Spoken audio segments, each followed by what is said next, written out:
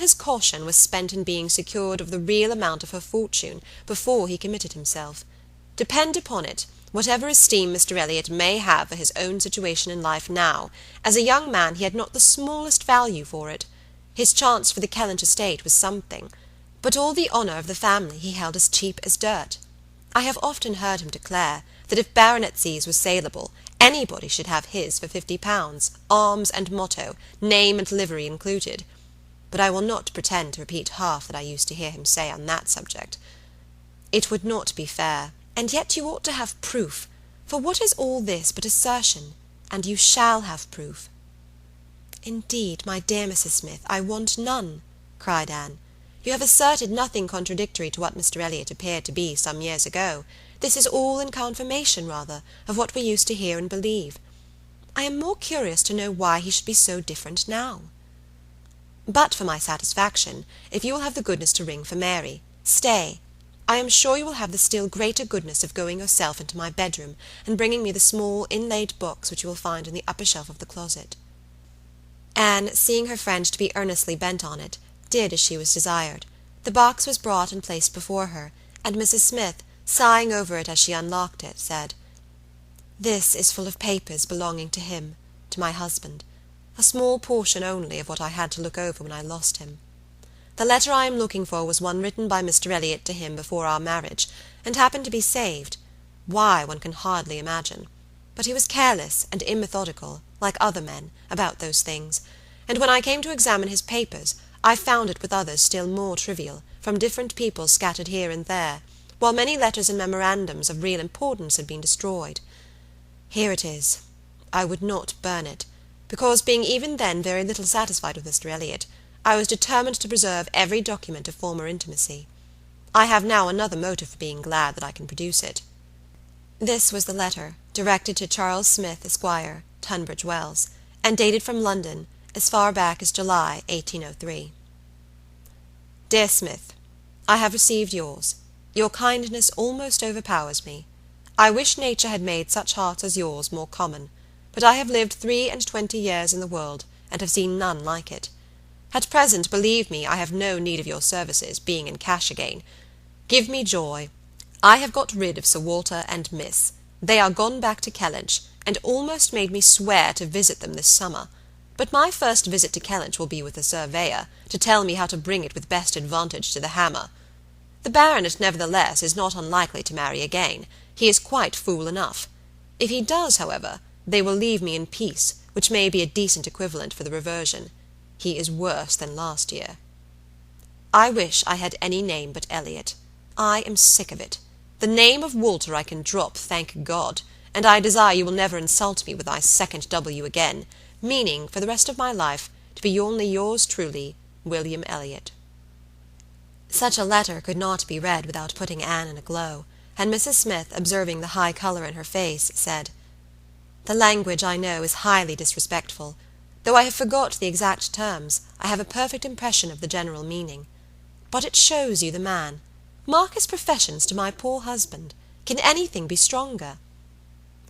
Anne could not immediately get over the shock and mortification of finding such words applied to her father.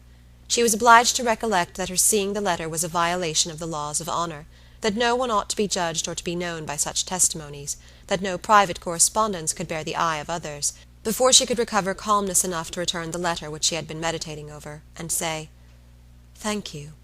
This is full proof, undoubtedly, proof of everything you were saying. But why be acquainted with us now?" "I can explain this too," cried Mrs. Smith, smiling. "Can you really?" "Yes. I have shown you Mr. Elliot as he was a dozen years ago, and I will show him as he is now.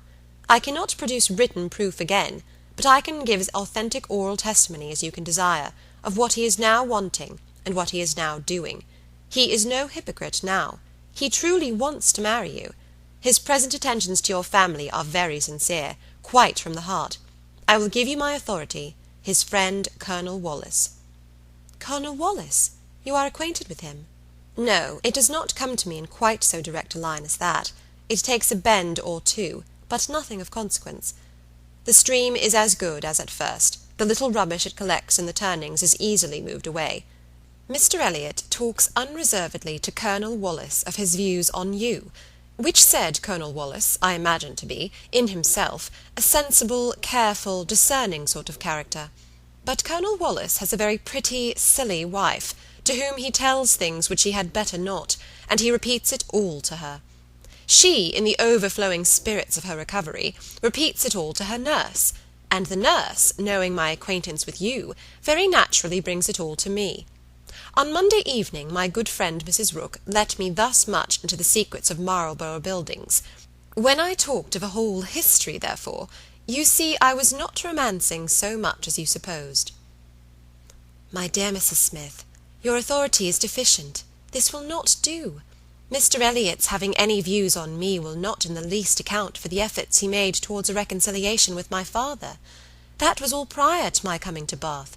I found them on the most friendly terms when I arrived. I know you did. I know it all perfectly, but— Indeed, Mrs. Smith, we must not expect to get real information in such a line.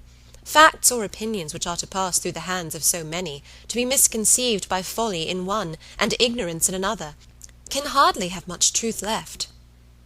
Only give me a hearing. You will soon be able to judge of the general credit due by listening to some particulars which you can yourself immediately contradict or confirm. Nobody supposes that you were his first inducement.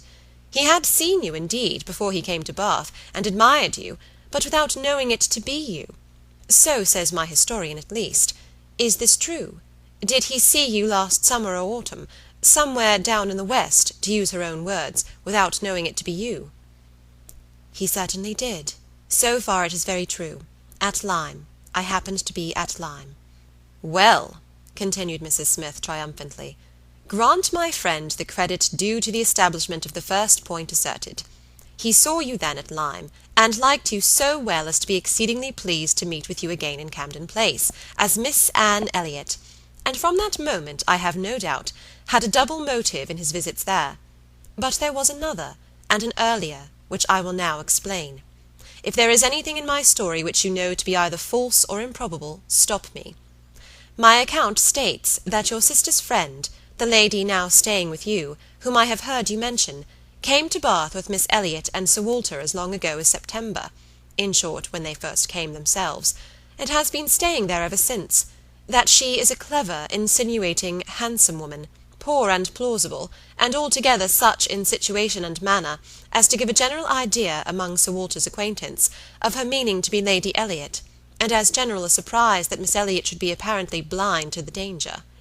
Here Mrs. Smith paused a moment, but Anne had not a word to say, and she continued. This was the light in which it appeared to those who knew the family, long before you returned to it, and Colonel Wallis had his eye upon your father enough to be sensible of it, though he did not then visit in Camden Place. But his regard for Mr. Elliot gave him an interest in watching all that was going on there, and when Mr. Elliot came to Bath for a day or two, as he happened to do a little before Christmas, Colonel Wallis made him acquainted with the appearance of things, and the reports beginning to prevail. Now you are to understand that time had worked a very material change in Mr. Elliot's opinions as to the value of a baronetcy. Upon all points of blood and connection, he is a completely altered man. Having long had as much money as he could spend, nothing to wish for on the side of avarice or indulgence, he has been gradually learning to pin his happiness upon the consequence he is heir to. I thought it coming on before our acquaintance ceased, but it is now a confirmed feeling. He cannot bear the idea of not being Sir William. You may guess, therefore, that the news he heard from his friend could not be very agreeable, and you may guess what it produced, the resolution of coming back to Bath as soon as possible, and of fixing himself here for a time, with the view of renewing his former acquaintance, and recovering such a footing in the family as might give him the means of ascertaining the degree of his danger, and of circumventing the lady if he found it material. This was agreed upon between the two friends as the only thing to be done, and Colonel Wallis was to assist in every way that he could. He was to be introduced, and Mrs. Wallis was to be introduced, and everybody was to be introduced. Mr. Elliot came back accordingly, and on application was forgiven, as you know, and readmitted into the family, and there it was his constant object, and his only object, till your arrival added another motive, to watch Sir Elliot and Mrs. Clay. He omitted no opportunity of being with them, threw himself in their way, called at all hours,